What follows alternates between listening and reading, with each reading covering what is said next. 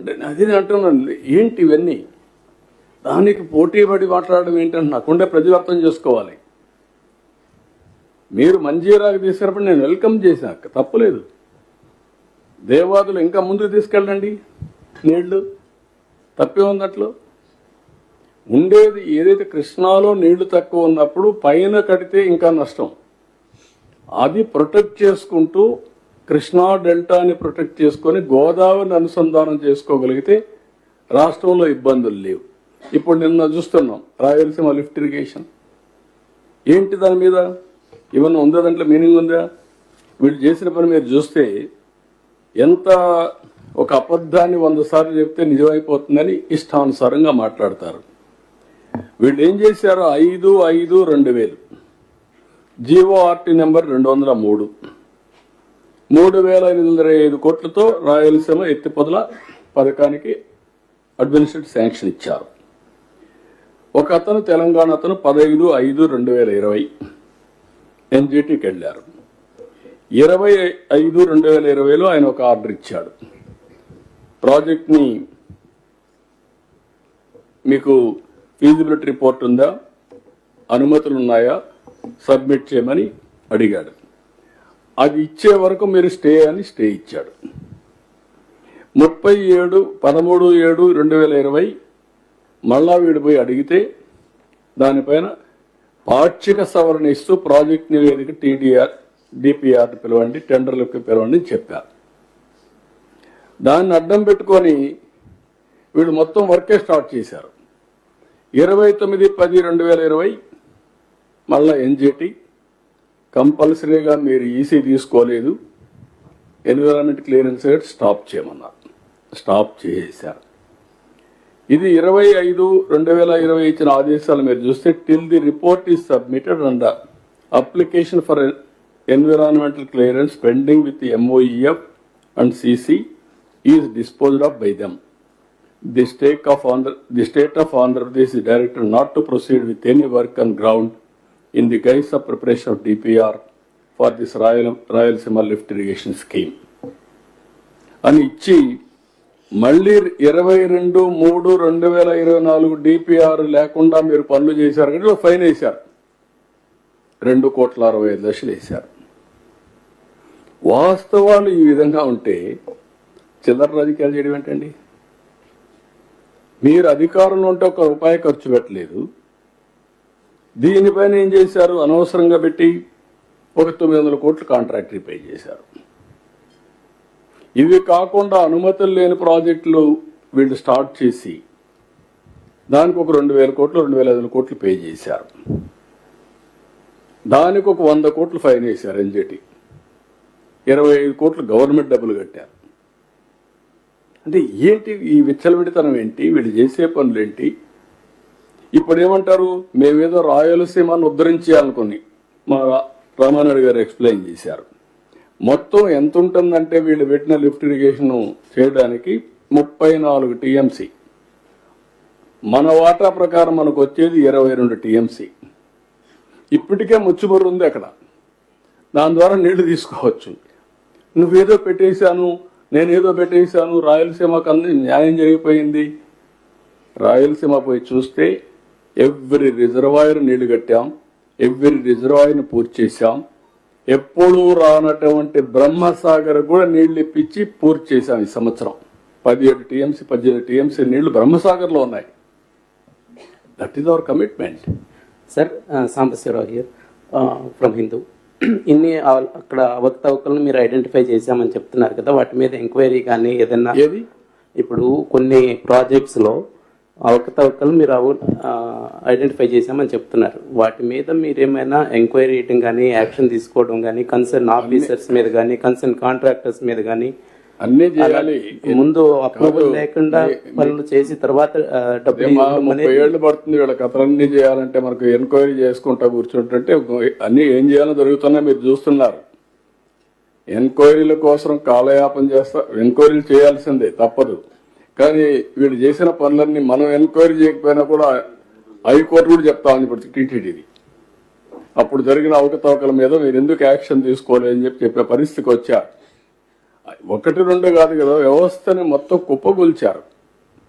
ఇప్పుడిప్పుడు అవన్నీ కూడా వ్యవస్థలన్నీ కూడా బాగు చేసి మళ్ళా ట్రాక్ లో పెట్టే పరిస్థితి వస్తే బురజల్ల రాజకీయం చేస్తున్నారు. దీని నథింగ్ అబౌట్ బురజల్ల రాజకీయం. ఏంటి దానివల్ల 20 టీఎంసీ నీళ్లు ఏమైపోతుంది? ఒక రిజర్వాయర్లో ఉన్నాయి ఈరోజు 20 టీఎంసీ నీళ్లు. ఇప్పుడు కూడా మాట్లాడతారు సిగ్గు కూడా లేకుండా. ఈ సంవత్సరం మేము చేసాం అంద్రినీవ 3,800 కోట్ల రూపాయలు అడ్మినిస్ట్రేటివ్ శాంక్షన్ ఇచ్చి 730 కిలోమీటర్లు కెనాల్స్ వెడల్పు చేసి అటు కుప్పం ఇటు మడకసిర నీళ్లు తీసుకెళ్ళాం. అది రాజకీయం. అన్ని చెరువులు నీళ్ళు ఇచ్చాం. అది చేయకుండా ఈ చిల్లర రాజకీయాలు ఇలాంటివన్నీ పట్టించుకొని ఎంతో పని బురదలతో అంటుకుంటుందేమో, ఏం అంటుకోదు. చాలా మంది నా మీద బురదలేదని ప్రయత్నం చేశారు.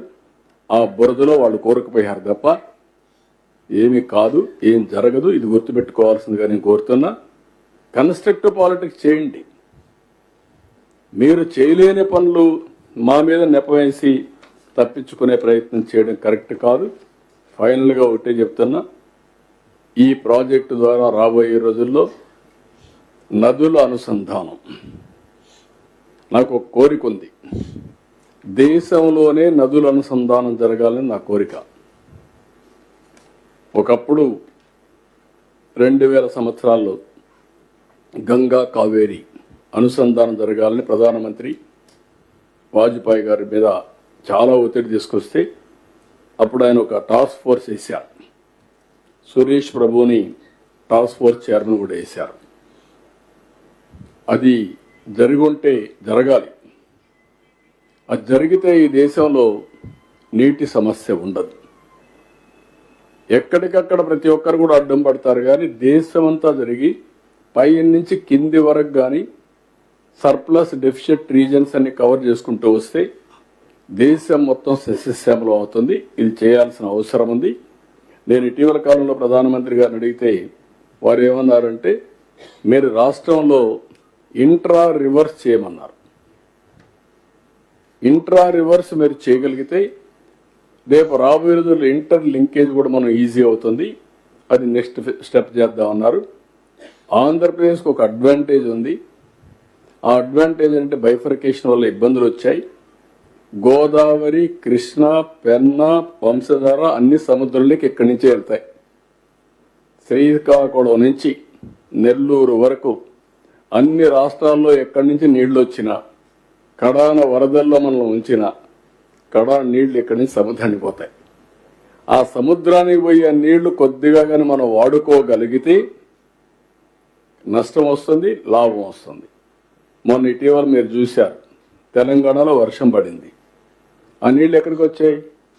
నేరుగా ఆంధ్రాకి వచ్చి విజయవాడకు వచ్చాయి. విజయవాడలో వరదకు గురయ్యాం. ఒకేసారి క్లౌడ్ బరస్ట్ అయింది. బరస్ట్ అవుతాను ఆ నీళ్ళన్నీ వచ్చేసాయి. నిన్న కూడా మనం చూస్తే వరదలు వచ్చినప్పుడంతా కూడా మనం చాలా అప్రమత్తంగా ఉండే పరిస్థితి. గోదావరి కూడా మీరు చూస్తున్నారు, వరద వస్తే ఇక్కడనే ఎక్కువ ముంపు గురయ్యే పరిస్థితి వస్తుంది. కాబట్టి ఇంకొక పక్కన ఇవన్నీ కానీ సముద్రం పక్కన మనం తీసుకోగలిగితే, రాష్ట్రం మొత్తం అనుసంధానం చేసుకుంటే నీటి సమస్య అనేది ఉండదు. రాష్ట్రంలో నీళ్లుంటే ఇంకా అభివృద్ధి ఆటో పైలట్. ఆ ఎక్సర్సైజ్ చేస్తున్నాం. అందుకే నాకు ఎప్పుడు కూడా జీవితంలో ఒక సాటిస్ఫాక్షన్, ఒక తృప్తి.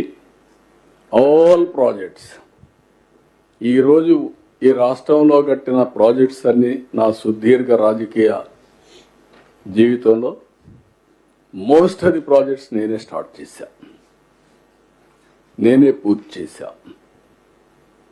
ఈ జిల్లాలో చాగల్నాడు ఉంది. కాటన్ కట్టిన ప్రాజెక్టులు వదిలిపెడితే చాగల్నాడు కానీ, పుష్కర కానీ, తాటిపూడి కానీ, పురుషోత్తపట్నం కానీ, పట్టిసీమ కానీ, ఒకటి కాదు, ఎవ్రీ ప్రాజెక్ట్. ఉత్తరాంధ్రలో ప్రారంభించిన ప్రాజెక్ట్స్, పాత ప్రాజెక్టులు కొన్ని వదిలిపెడితే ఇక్కడవన్నీ నేను ప్రారంభించాను. నేను మద్దు వలస దగ్గర నుంచి ఆల్మోస్ట్ ఆల్ తోటపల్లి, మద్దు వలస, అదే మరి మనం తారక రామ, అన్ని సూరంపాడు అన్ని, ఇక్కడ కూడా ఇక్కడ కట్టిన సూరంపాడు అన్ని కూడా నేను వచ్చిన కట్టినట్టువే. అన్ని ఒకటి కాదు, అన్ని రాయలసీమలో అన్ని ప్రాజెక్టులు రాయలసీమలో అయితే I can say Gollapalli, Marala, Cherlopalli, ఆ పక్క పోయే కొందికి మొత్తం గండికోట అయితే ఎన్టీఆర్ కట్టారు. తర్వాత ల్యాండ్ అక్విజిషన్ అనేది ఫైనలైజ్ చేశాం. ఆల్మోస్ట్ ఆల్ ప్రాజెక్ట్స్ అన్ని, ఈవెన్ సోమశల ఎక్స్పాన్షన్ ఎన్టీఆర్ చేశారు, కందులేరు ఎన్టీఆర్ చేశారు. 90% ఆఫ్ ది ప్రాజెక్ట్స్ తెలుగుదేశం కట్టినట్టు. అదే కాదు, బచావత్ అవార్డు ప్రకారం నీటి సర్ప్లస్ వాటర్, మిగులు జలాల హక్కు వాడుకునే హక్కు ఆంధ్రప్రదేశ్ రాష్ట్రానికి ఉందని చెప్పిన వ్యక్తి ఎన్టీఆర్. ఫస్ట్ తెలుగు గంగతో స్టార్ట్ చేశారు. అందరి నీవా, తెలుగు గంగ, గాలేరు నగిరి, ఎస్ఆర్బిసి, ఎస్ఎల్బిసి అన్నీ అప్పుడు స్టార్ట్ అయిన ప్రాజెక్టులే. ఇప్పుడు ఎవరికి ఈ ప్రాజెక్టులు అర్థం కాదు, జాగ్రఫీ తెలియదు, రాజకీయం మాత్రం చేయాలనుకుంటారు. ఇది కరెక్ట్ కాదు. రాజకీయాలు కాదు కావాల్సింది, అందరం కలిసి. నేను అందుకే నిన్న కూడా చెప్పాను, తెలుగు జాతి ఒకటే, ఇచ్చిపుచ్చుకునే ధోరణి ఉండాలి. కానీ ఎంచోపైన ఇద్దరి మధ్యలో విరోధాలు చేసి ఆనందపడే పరిస్థితి రాకూడదు. సెంటిమెంట్స్ ఆడుకోవడం మంచిది కాదు. అదే చెప్తాను, నేను దానికే కట్టుబడి ఉంటా, భవిష్యత్తులో కూడా ఉంటా. There is no second thoughts.